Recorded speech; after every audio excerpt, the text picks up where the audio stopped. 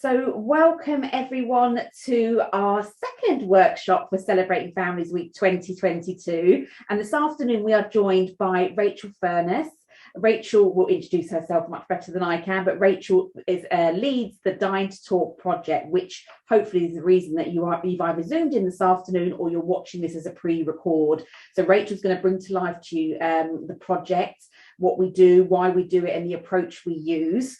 We will be sharing a presentation this afternoon, but there's lots of opportunities for Q&A on this platform. But if you're listening as a pre-record, just get in touch with Rachel or myself and we will answer your questions, because it's quite an exciting project.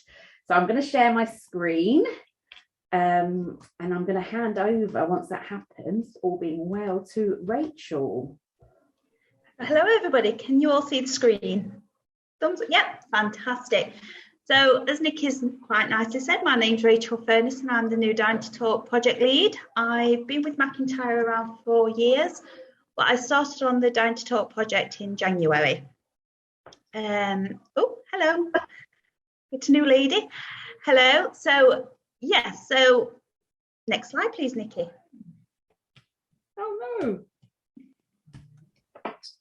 I'm going to have to stop sharing. How it's not going to start. It won't allow me to. Let me try again. And welcome to the Zoom this afternoon.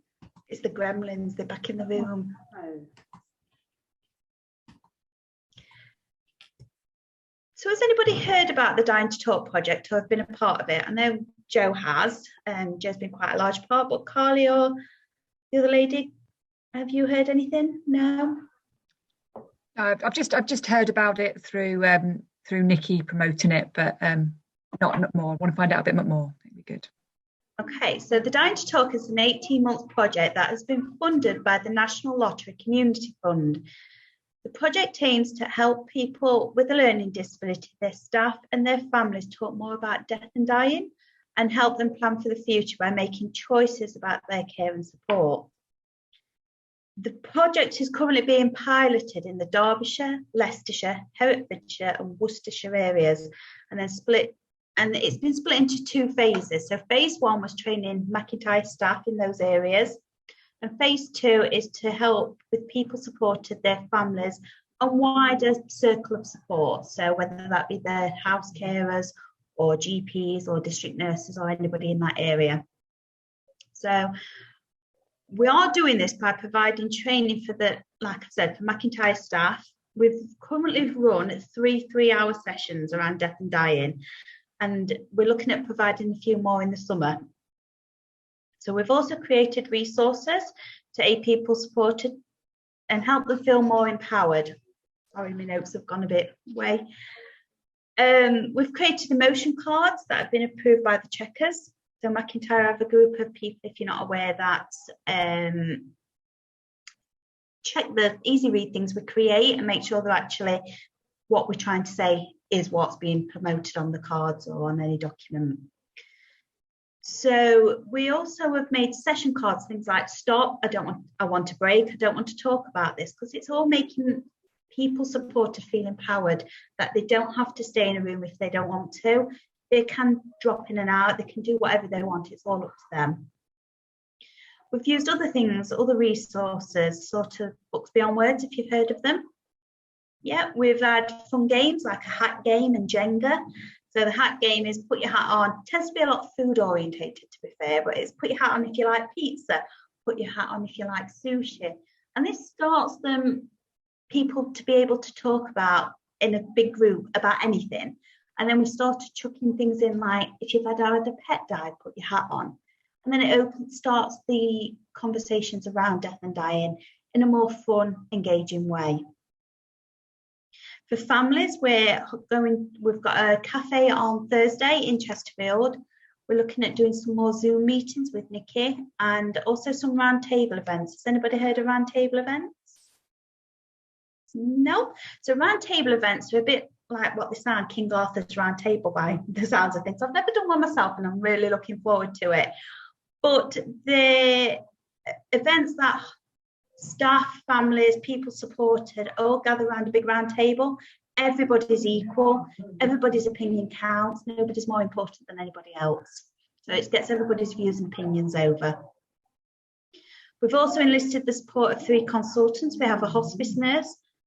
We also have a professor who works closely with people with a learning disability. She's an expert in death and dying, basically. And also we've got Beth. Now, Beth is a content creator, consultant, trainer, mentor, campaigner and speaker. She's absolutely amazing. She has taken charge of our communications. So she's the lady who does a lot of the Twitter. She connects with outside agencies like Marie Curie and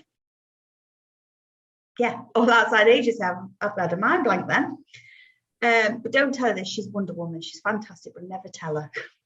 She might charge us more if we do, but she's amazing. So we know it's difficult to talk about death and dying, but we believe in equality for all aspects of life, not just the parts we all feel comfortable talking about. And death is a difficult subject to open and talk to people about. Okay, Nikki, next slide, please.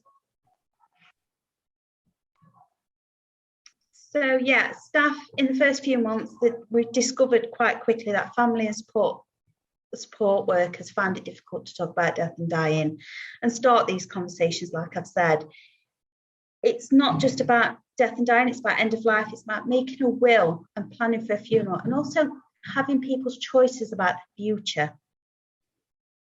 Many families simply didn't want to talk about death and dying and staff felt unequipped. They didn't feel they was able to actually have these conversations. They didn't know enough.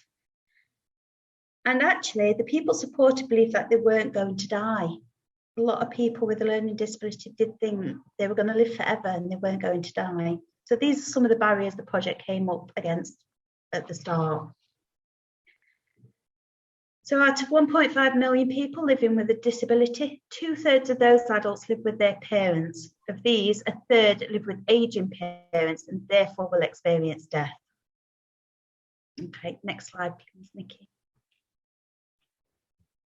So, fun bits. This is where I came in. So in February 2022, we moved into phase 2 of the project. And to date, we've run just over 10 workshops across the piloted areas. These are with people we support, families, and a few staff members as well. We've worked closely with the I4T team in Chesterfield to trial in new resources and anything that we've created before entering people's homes and day services. Rachel and Rosie, the 2 ladies on the right hand of the screen, 2 people we support, and they've created some fantastic resources for us. In this picture in particular, they've created forget-me-not seed packets for the resource packs we're giving out to supported living houses. Nicola Thurgood, she's actually done a Sue Ling show, which can be actually found on the MacIntyre webpage. Brilliant little interview with Sue Ling, she's absolutely fantastic. Nicola Payne, she's done a podcast with Beth Britton talking a little bit more about the project, and again can be found on any streaming network. I myself has authored a blog on the project, and these all can be found on the Death and Dying page of the MacIntyre webpage. We will bring the links up at the end. Next slide, please, Nikki. So, has anybody met Paul before, the gentleman with the tattoos and in the pink? Oh, if you've not met him, it's amazing. He was our visual scribe for a 2-day event we actually run in Chesterfield. We was in the Chesterfield football ground, so if you know football, it's Spyrites in Chesterfield. They rented a room from them. The lady in the bottom left-hand corner, that's our professor, Arena. She ran a session with us to help open the conversations up around death and dying. And the bottom right-hand side of the page, that picture there are some people we support who gathered around the table, and we started to open the conversations up around death and dying. Again, we use grave talk cards. These are little cards that have been created by the Church of England to start talking about things like, would you like to be buried or cremated? There's, what do you believe a funeral should be? Should you wear bright clothes to a funeral, or should you wear black and white? And a lot of these conversations have been held with over the 10 sessions with people we support. Okay, next slide, please, Nikki. Oh, tech gremlins. Oh, don't you?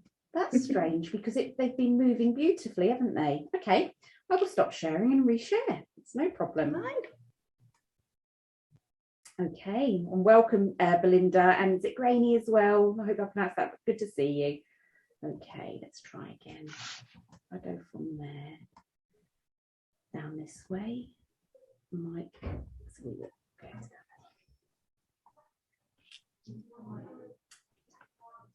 So I've been closely working in Chesterfield because that's where I'm based at the moment. Chesterfield have these 3 people.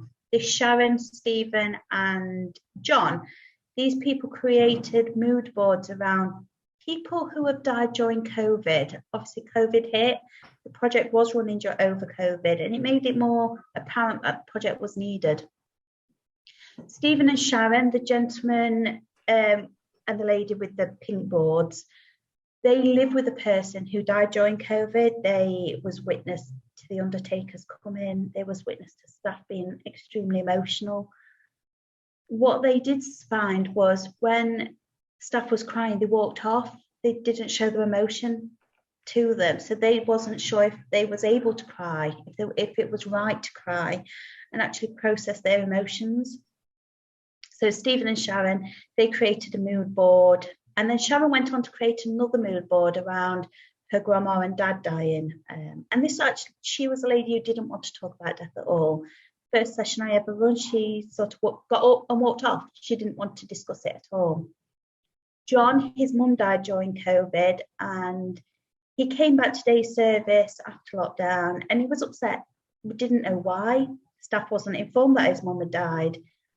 Once that was found out, John was extremely emotional, as we all would be, and he started talking about how his mum was a good baker.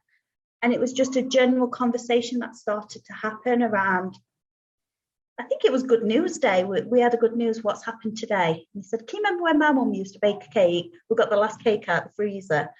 So we started talking about his mum, and he wanted to create a board as well.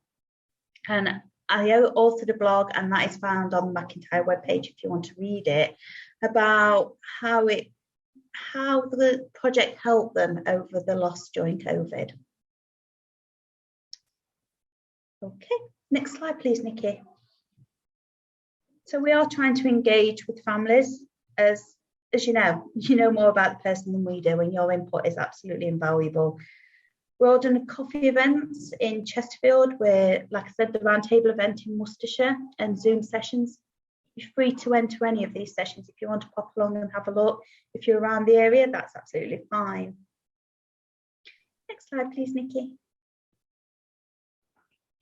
So on the MacIntyre internet, under our approaches and under death and dying, when you drop it all down, we've created 2 documents. One's a plan before I die, and one's a plan for after I die.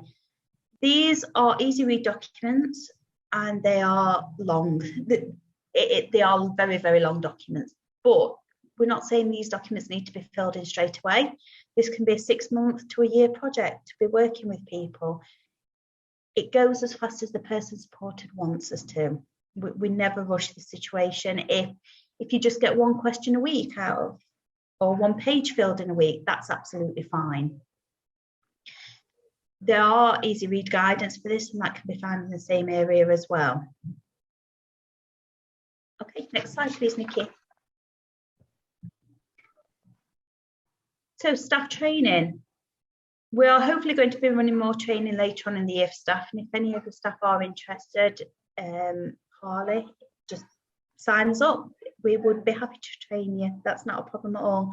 Again, we are in the piloted areas at the minute of Leicestershire, Derbyshire, Herefordshire and Worcestershire. But hopefully we'll be getting more funding. We have applied for more funding, so hopefully that will be rolling out over the next 2 years across the whole of MacIntyre. Next slide, please, Nikki. So I don't know if you're aware, on the MacIntyre webpage, the health team have created some ebooks or even little printable documents. They cover all sorts of things from 5 ways to wellbeing, dementia, eating and drinking, life stories to end-of-life planning. And these are all free to download and print off and have a read through with your staff. There are some essentials, so if you are any close to Milton Keynes and want some sending out, just drop us an email at health.team and we'll get those sent up to you. There is a little QR code there at the bottom if you want to scan, and it takes you straight to the web page. Next slide, please, Nikki.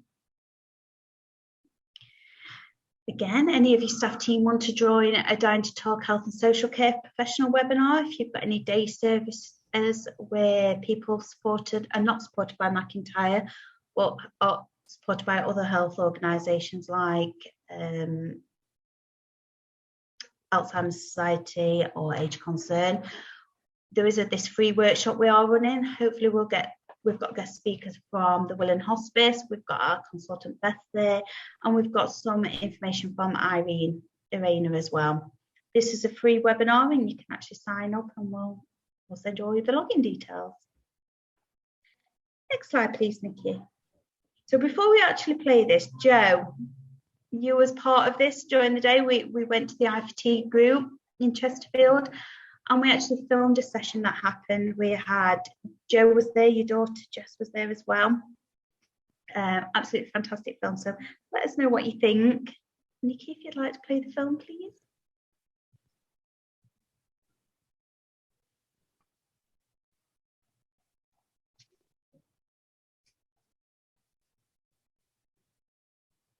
They're going to play. You hear that? No.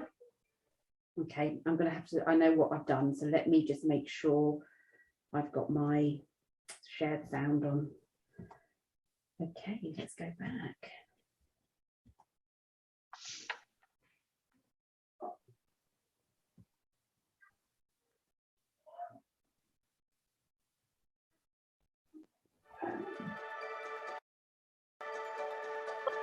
The Dying to Talk project is a national lottery funded project that we are working on at MacIntyre. It's a 3-year project and we're halfway through it, and the purpose of the project is to raise awareness around talking about death and dying with people with a learning disability, because at MacIntyre we know sometimes this doesn't happen because it's quite a taboo subject. Everybody see that on so screen? we can invest all our time and energy in supporting people. Can't see it.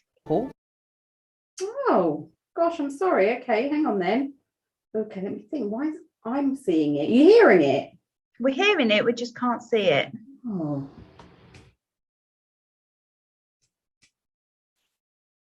Okay, let me close. Let me go back through the.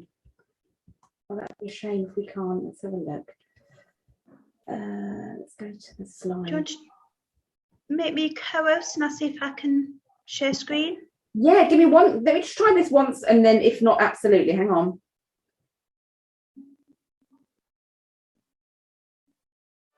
See? No. Okay, let's stop. The Dying to Talk project is a national lottery funded. We are working on at MacIntyre. It's a 3-year project.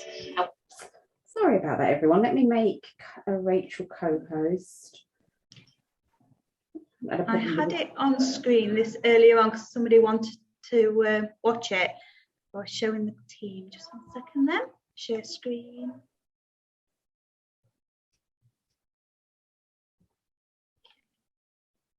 Share sound.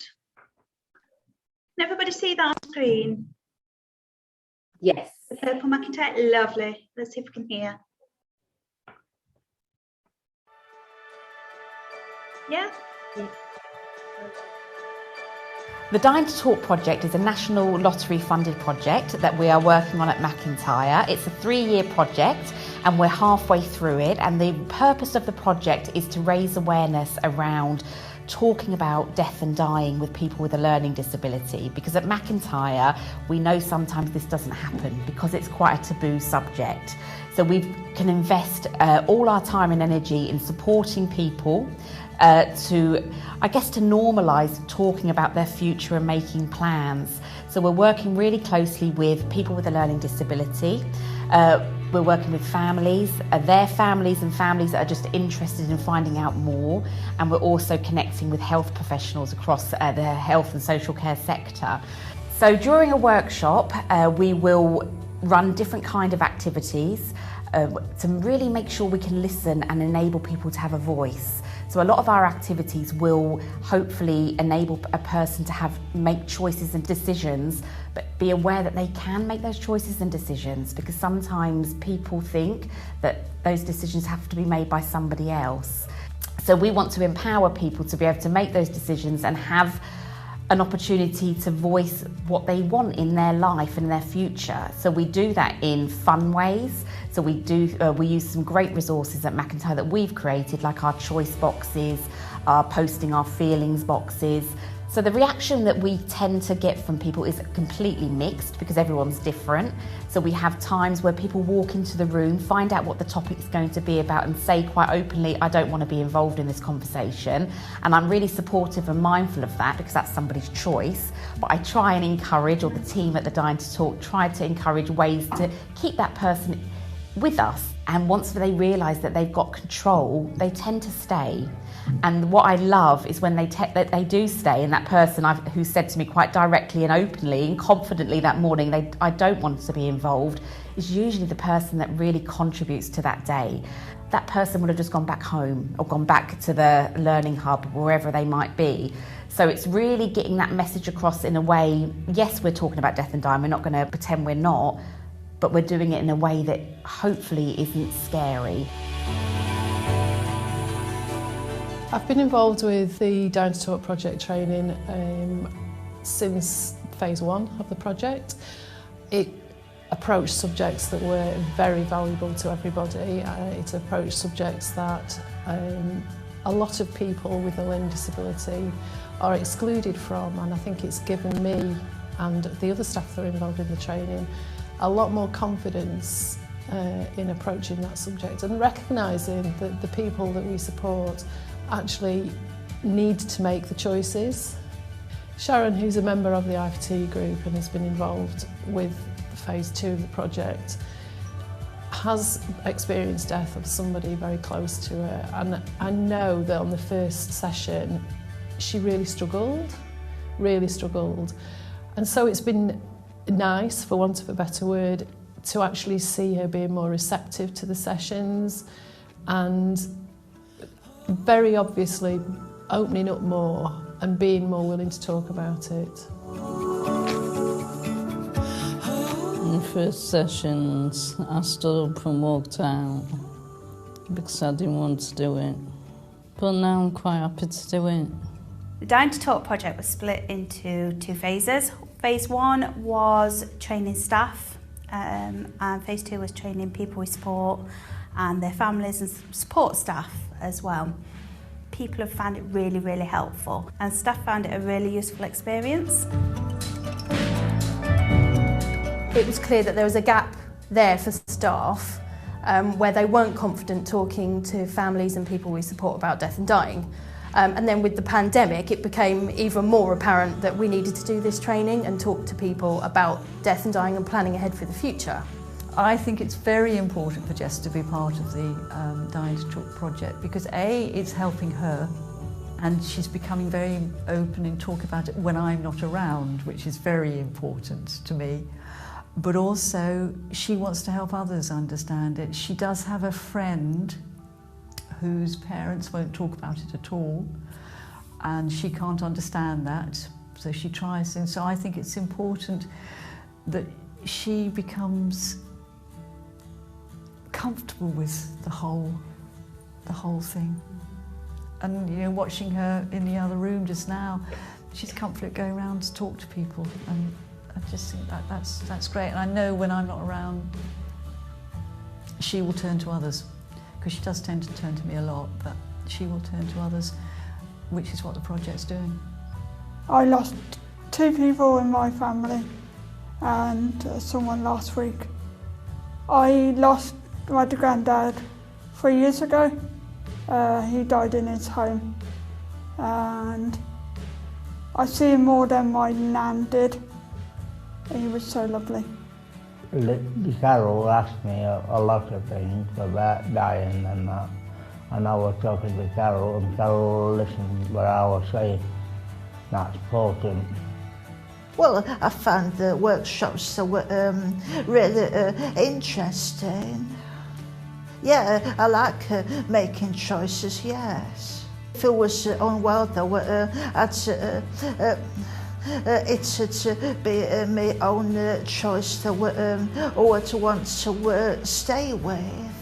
It's important to people to have the chance of what they want to do and what they don't want to do. Not everybody's the same because everybody's different. So it's nice to have a choice of what you should have. And I lost a lot of friends, very close friends, and a lot of family to cancer, so it means a lot to me. The Dying to Talk project really wants to open up the opportunity for people to come along, staff teams, family members, people that live with a learning disability, to find out more, because the more we talk about it and share the importance of talking about death and dying and planning for your future, the more people that are involved in that, the person at the centre, which is the person with the learning disability, are going to have so much more support around that conversation, and it will be ongoing then. It won't just sit with a Dying to Talk team. So if anyone is interested to find out more about the Dying to Talk project, we'd love to hear from you. We'd welcome you to workshops, we'd share our resources with you. Any questions, just get in touch with the team and we'd be happy to hear from you.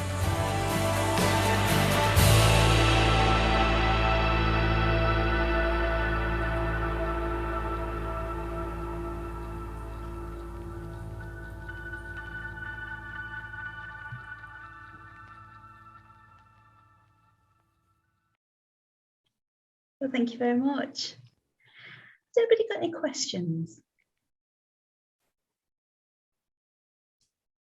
No? What did you think of the film, Jo? This is the first time you've seen it, isn't it? It is. Yeah, I think it's excellent, and it's just lovely to see. It was lovely to be part of actually being there and being able to bring Jess up. I think it's very important because, as you know, Nikki particularly, I've been banging on about this for so long because I'm getting on, and I think because we're in the process of this move, I just want Jess to be settled in every aspect of her life. And she is comfortable about, no, I'm not comfortable about people dying, but she's comfortable about talking about it. And we've got the power of attorney in place, and she sort of knows what it's all about. So I think that film makes it accessible for people that you support to understand, hopefully, and for families like myself to be able to turn to, and hopefully it'll help staff, because it must be difficult, to talk to somebody who's perhaps very reluctant, and particularly having known parents, and I mean the one I mentioned is not the only one who won't talk about it. I feel very sad for them, but that's life, isn't it? I think Jess was absolutely fantastic during the session as well. She'd never met the IFT team, as far as I'm aware. You came in and she was brilliant. She opened up fantastically to the team and to the people supported within that group, and she was amazing, and that's credit to yourself. But that's Jess. Nikki and Carly sort of knows her a bit, and she's someone who likes communicating and she likes helping people, and that's what she wants to do with her life. And to me, that's a real comfort that she once she's in somewhere and she knows she's comfortable, that's Jess, she's away. Yeah. The more hopefully she can be of help to MacIntyre in that way, I think she'll be very happy. And Jo, as you know, the plan moving forwards is to make sure Jess is included and her voice is heard and her ideas are put forward. So we've got future plans to work closely together, starting at the end of the beginning of this of May. I think I love the film. I'm biased, maybe. I think the film's great. But we wanted to get that message across, and seeing people like Sharon and when Rachel was talking about that reluctance to get started and that growth that you see within a person, it's definitely the approach we're using, that you're in control, we'll be led by you, and once that trust is built there, I think you're sort of set to go. There will be obstacles and little ups and downs, of course there will, but it's a really amazing project, and I can't wait for it to continue, all being well. But I think whatever we're learning from it as we stand now, that will never leave us at MacIntyre. That we know that's the way forward, and but no, thank you, Rachel. Carly, Granny, did you have any questions you wanted to pose, or any thoughts before we come to an end? No, I mean, for me, I'd really like to see the project go nationwide and us have a chance to do that sort of thing, because I think, sorry, the printer's going off in the background, but I just think that it is a conversation that people find hard, but it is everyday life. It's what happens. People are born and people die, don't they? And that's, and I think the more open we can be and the more we can encourage conversation, the easier that becomes then. And people then, families that live locally to here, that is one of their biggest concerns of what after I'm not here. And I think that the staff to be able to support that journey as well is just so important. So yeah, I've got my fingers crossed that you're going to get this extra funding and we can all have access to it. But I think even if that didn't happen, I think you've developed so many resources that we can still use, can't we? And we can. Holly, what area of the country are you in? So I'm Wrexham and Wirral. So yeah, not too far from where the project is now. No. I think what you said, Nikki, it was watching the people in the room so much at ease talking about this. I mean, just take for example, I was at Jessie's this weekend, and the gentleman who has got the flat underneath, not supported by you, but he's lost 2 people recently and hadn't got anyone to talk to about it. His mum lives a long way away. I can't say about his carers because I know of them of the past. But he came out and said, "Can I talk to you about it?" He needed someone to talk to. And Jess stood there and chatted away. And I think if I hadn't been there, she'd have still done the same, because, and I think she is learning through all this that, yes, death is horrible. We are finding as a team, aren't we, Nikki, that people we support are wanting to talk about death. They are wanting to talk about it. It's normally the staff who are trying to wrap them up. Excuse me, sorry, who are trying to wrap them up in bubble wrap, probably. And a lot of parents try to do that as well. Yeah. And it's our nature. It's our nature to try and protect. But sometimes these people do just want to tell us. They do want to sit us down. And I'm known as Death Lady in Chesterfield. It's not a nice name, but I'm the Death Lady. So when I walk into the room, they go, you're here to talk about death, aren't you? Well, yeah. But we have noticed that more people, at the start of the session, I had probably 1 or 2 people. Towards the end, I was having 15 and 16 people wanting to come and join me in a little tiny room. And I don't know if that's myself, I don't know if it's the project, or if actually they do want to talk about it and they know we're going to be fun, and we are trying to engage everybody. Brilliant. Yeah. Thank you, Rachel. And last thing I was going to touch upon, you mentioned the plan for when I die and the plan for when I become ill and the plan for when I die. That's like an advanced care plan that we've just made more accessible. And yeah, our next part of the project is to really sit and think about how we can get one of those completed within a bit of a case study of the barriers and the ups and downs of that process, so that so we can provide staff with top tips and the person and the families as a whole, thinking about everyone within that. So yeah, exciting times ahead, hopefully. So thank you. Going nationwide. Yeah. Fingers crossed. Can I just say something? I've found the unmute button on my computer. Sorry. Thank you. That was so nice to hear about your work, Rachel and Nicola, and to see you involved in the project. I'm a parent of a 18-year-old with a learning disability, but also very interested in supporting families through understanding the health system. In particular, at the moment, families with complex health needs, children with complex health needs. And Chelly Heritage, I don't know if you've heard of that. It's down in the south of England. And they want to do a project I think this has come out of COVID, hasn't it? People have just been really badly supported at making plans. And it's all too late when, you need to make the plan before plan A and plan B. So really thinking about supporting children with palliative who have got palliative care, developing advanced care plans, parallel planning, and using, but very much using resus. I don't know if you looked at that material. No. But it's quite sophisticated and it's quite heavy. And I'm going to go and look at your resources that you developed at MacIntyre, because I think sometimes this stuff is so overwhelming for families. You just need to start with nice, easy read stuff and on a human level, and then look at all the difficult stuff and, you know, the power of attorney and all that kind of decision making, difficult stuff. But especially for children who've got complex health needs and you're probably non-verbal and very limited capacity to make decisions, all this stuff sounds fantastic. So thank you for developing that, and please share it. You need to share it more.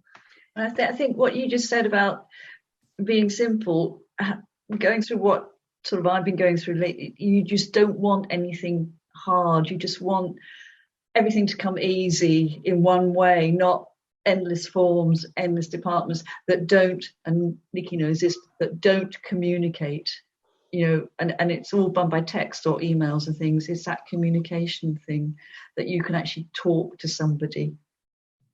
And as far as I've done, and I think Jess has started to ask about, if I got ill, what would happen, Mum? So it's in there. You know, she's seen her granddad die. It wasn't easy for her, and my mum with dementia. So I think it's in her, what would happen if that was me? So I think that's an important one. That's really powerful, Jo, to share that. Yeah, because I see that my daughter thinks about that all the time. You know, my dad's he's 80 with Parkinson's. He's not in a good place, and she's just getting her head around it. What do those people do when they come in? Do you think he'll walk again? When's he going to get up? So we need to use that really easy language to explain. But also not think that they don't understand. Because I think this is what this whole project is about. People don't think people with disabilities can understand it. No, I think that's really powerful. That she absolutely can understand exactly what's going on. And it's being able to articulate that, communicate that, saying goodbye. Yeah, that's really powerful. So these resources sound amazing. And a really good resource, and I know, Nicola, I do talk about them a lot, I love them, is the Books Beyond Words. There's a set of four around death and dying. So there's when Dad died, when Mum died, am I going to die, and when somebody dies. And the books are absolutely fantastic to work through. And I think they're about £25, aren't they, Nikki, to buy? Yeah, for the set. And we've used them, haven't we, Rachel, in a group setting where we've enlarged them onto a screen, and the people that we support and staff, whoever's around that table will contribute and make that story. So they name the characters, so it becomes really familiar and personable to that group of people. And we say very from the get-go, there's no right or wrong. The story can go however you want this story to go, but let's really look at what we're seeing. And usually, from our experiences so far, that just generates that. Sometimes it can be like a little light bulb moment of, oh, that person doesn't look happy, or where is that bed? Is it in a hospital or is it at home? You tell, where do you think it might be? That real empowerment. But yeah, we're massive advocates of Books Beyond Words here at MacIntyre. They've been a really brilliant tool for us to use, and yeah, it's that simplifying it. One of the quotes that I've came out of using the Books Beyond Word is, I don't want somebody to bring me flowers when I'm dying. Like, really? You don't want flowers? Why? Well, they might die before I do. So it is, they understand, they do understand, and it's these little light bulb moments, like Nikki says, that are so important to capture. We've had a gentleman who said he doesn't want to be cremated. He was too upset watching his mum go behind the curtain. Believe it or not, in his care file said to be cremated. They'd not had the conversation, they talked about it behind his back. And you know something, once we highlighted that, we've actually started working with the house now to actually get it right, get what he wants. That's so true, because Jess has said, can Cuddles be buried with me? Cuddles goes everywhere with her. Have you met Cuddles? And she just said, I want Cuddles to be buried with me. I said, of course. Goes without saying. And that made her smile, you know, so yeah. Oh, Lovely. Thank you, Nikki. Well, thank you, Rachel. Thank you for coming along today. Like I say, we work really closely, but it's great sometimes to sit back and hear it from you as well. So thank you, everybody. Stay in touch if you want any more information at all around the Dying to Talk project. Do remember this week we have a whole ream of workshops running up until Sunday. So throughout the day, mornings and afternoons, and a couple of evenings as well. So do take a look if there's anything of interest, and feel free to use the link that you've been provided today. So because that's just works all week as well. So if you don't, that's absolutely fine, and hopefully we'll connect some other way. Just so you know as well, we do run a Let's Come Together family forum, which is every month on the first Tuesday of every month, where we families come together and really, I mean, I know Joe's heavily involved and Carly with this. You build the agenda of what you'd like to see throughout that year. So we have guest speakers, but we also have opportunities to talk and hear from you, and for you to connect with other families and build that really supportive network. So that's a commitment from us at MacIntyre that is run come rain or shine. So our next one is next week at 7:30 on Tuesday, and that's going to be guest speaking, Access Charity, a legal charity that we're members of, that will just help provide us with some resources and information around what are my legal rights, really, and that a real forum for open questions as well. So that's next week. But yes, I just wanted to share that with you more. Yes, Joe. I was just going to say, Grain, use it if you want my details. Ask Nikki if you want any support or anything. Oh, Joe, thank you so much. Thank you. It's Grania. Thank you. Grania. Appreciate it. Lovely. Irish name. No, it's Grania. That's right. Grania, out of interest, where do we support your daughter? Well, you don't. I just saw it on Twitter and I just thought, oh my gosh, this is amazing. Oh, brilliant. We're not quite there yet. But yeah, I'm thinking about the future and what happens when I die. Okay. Because it is that eternal question. Yeah. Do stay in touch. Don't ever, pick up the phone or drop an email if you need any, signposting or just chatting anything through with us here at MacIntyre. Happy to help. Oh, thank you so much. I don't know what you do I'm in West Sussex. I'm just moving up north, basically. That's the message I'm getting the older she gets. MacIntyre are brilliant. They turned our lives round. Oh, completely. That's happy to hear. Thank you. Thank you, Joe. I shall definitely stay in touch. Brilliant. Yeah, we do have help and support up and down the country, Grania. We're from the Wirral right down to Milton Keynes South. So yeah. Right, brilliant. Thanks, Rachel. Thank you. Lovely. Well, lovely. Listen, I'll let you all go. Thank you so much for taking the time this afternoon, and I'll see you all soon, hopefully. Thank you. See you tomorrow. Bye. Bye. Thank you, Rachel. Thank you.